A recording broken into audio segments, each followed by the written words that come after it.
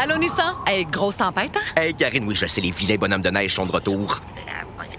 Mais avec le Nissan Rogue à traction intégrale, c'est pas stressant. Exact, il est conçu et testé pour nos hivers. Oh, Karine, il y a un bonhomme dans le Rogue.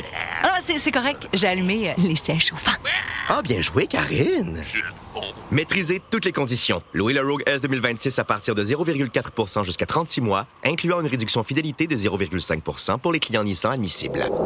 Jusqu'au 2 mars, sur approbation de crédit, les conditions s'appliquent. Détails chez Nissan. All right, let's take some time here to debrief what we went through during Ice Storm 2023. It's no question it was a headache for so many of you. It was a headache for Hydro-Quebec. It was a headache for hydro workers.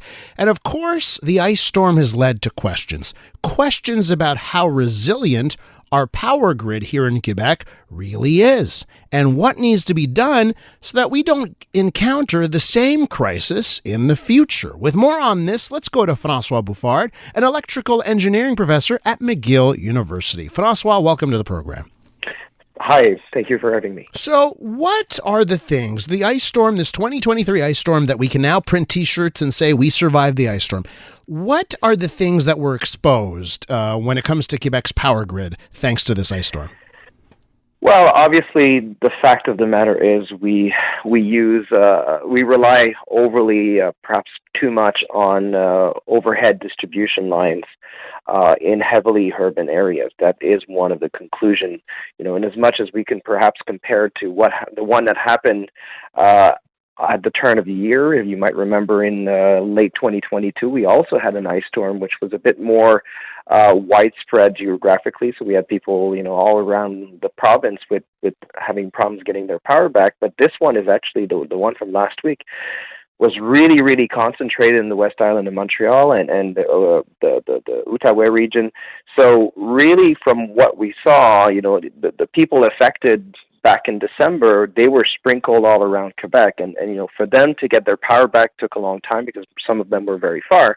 But now we have this very highly concentrated patch of land that received not that much ice and rain, but really the damage was quite impressive. So really, it's just the fact that we have so many wires exposed to the elements. And those wires serve a lot of people, and they are also exposed to close-by trees as well. So, of course, when we talk about those wires that are exposed to the elements, the question comes up, well, shouldn't we put those below ground? Then it's thrown at politicians. I heard François Legault say that François Quebec would be a great name for him, too. François Legault say, listen, it would cost $100 billion.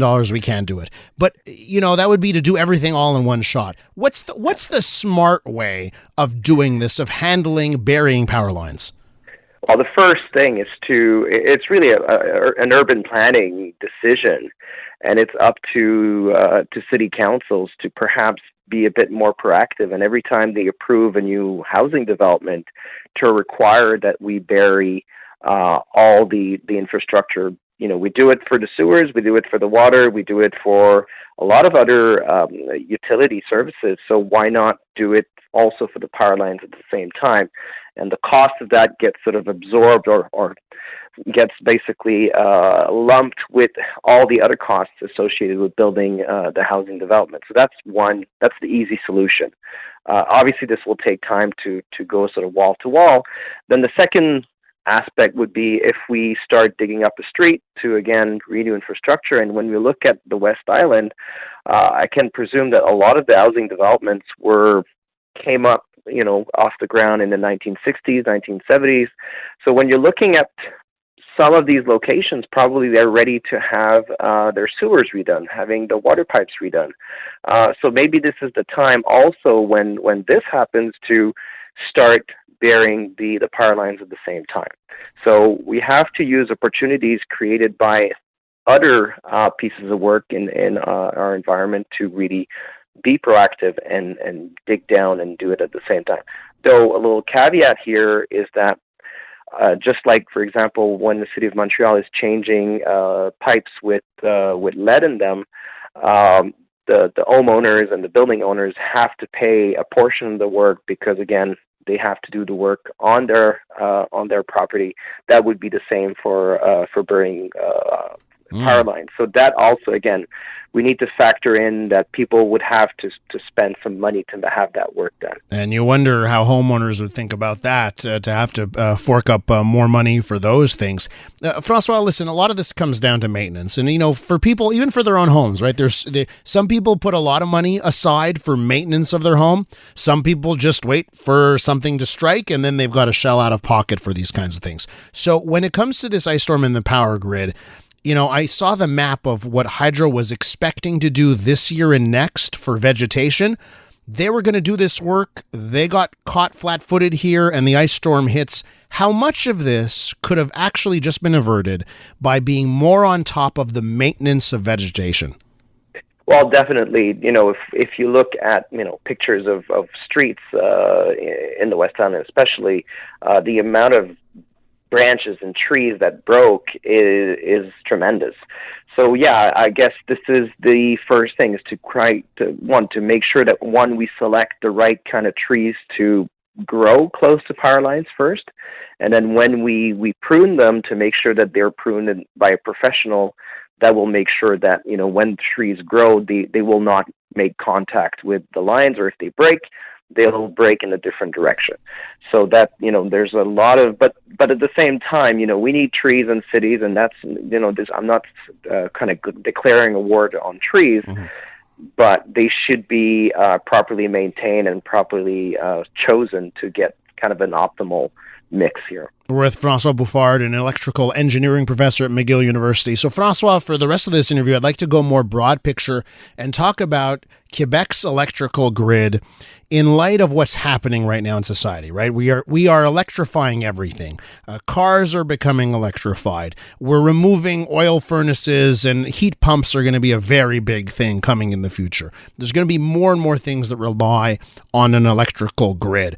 What are some of the things that we should be doing right now to just make sure the electrical grid is resilient and has capacity to keep up with, demand that is going to soar? Yeah, this is the more than $100 billion question, to be honest. Number one, again, as you might have heard, Hydro-Quebec has to start with more energy, because we're electrifying everything. So that's the first challenge. On the transmission system, I think Hydro-Quebec's done a very good job post-1998. So they really saw how vulnerable what we call the bulk power system was. And at the same time, I think they wanted to show to the outside markets that they could deliver power in a reliable fashion. Now, on the distribution side, I think society overall, and the former CEO, Madame Brochu, did mention it last week, that we need to be more resilient as a society at large. So different ways we can do it, so people who can afford it. I'll give you a little anecdote. The home that I bought a couple of years ago is on the South Shore and was very much affected in 1998. And the guy who owned the house basically put a underground cable between the house and the garden shed, where all the wiring is already in place to install a portable generator. So perhaps maybe the state or the government could offer subsidies to do little setups like this, where people can install a portable generator to power their home during those events. Number one. Number two, bury. And number three, really to make sure that people have contingency plans especially at the city level, for really to make sure that the most vulnerable in society are taken care of, with heat, with access to ways to charge their electronics, and so on and so forth. François, we're going to have to leave it there. I want to thank you so much for coming on the program. My pleasure. Thank you for inviting me. From McGill University, electrical engineering professor François Bouffard.